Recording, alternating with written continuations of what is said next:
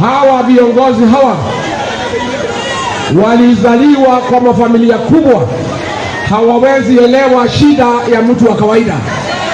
Na ndio hii mzee akuzimia anasema ya kwamba ati akiingia atapiga marufuku nguo za mtumba. Tungetaka tumwambie kwa sababu yeye hawezi jua. Alizaliwa akiwa na kijiko kwa mdomo, alipelekwa maternity na gari, alichukuliwa maternity na askari, amelelewa kwa utajiri na ufalme. Hawezi elewa ni kwa nini watu wa Kenya wanafaa nguo ya mtumba.